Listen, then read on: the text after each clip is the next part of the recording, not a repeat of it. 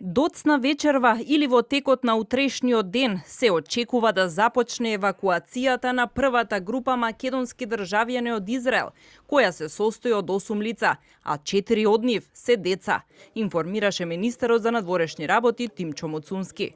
Со организиран конвој, тие ќе бидат пренесени до границата со Египет, а од аеродромот во Шарм ел Шејк владиниот авион ќе ги пренесе до Скопје, објасни Моцунски. Безбедно да ги пренесеме прво со логистичка поддршка на нашата амбасада во Тел Авив до границата со Египет. Од границата со Египет превзема нашата амбасада во Кајро. Обезбеден е смештај за тие лица во Шарм ел Шејк и потоа до аеродромот во Шарм ел Шејк тие ќе бидат пренесени со владиниот авион во Скопје.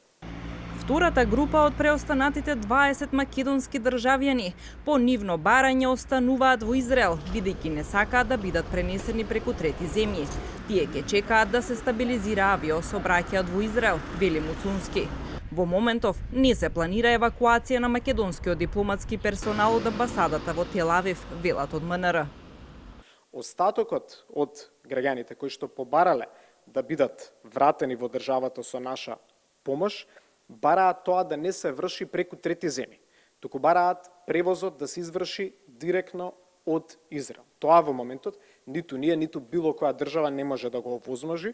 Во прва прилика кога ќе се отвори воздушниот простор над Израел, ќе бараме начин како тие да ги вратиме во државата директно од Тел Авив, ќе повторам, по нивно барање. Вкупно 28 македонски државјани досега побарале да бидат евакуирани од Израел, но проценката на МНР е дека всушност околу 100 наши државјани се наоѓаат на израелска територија.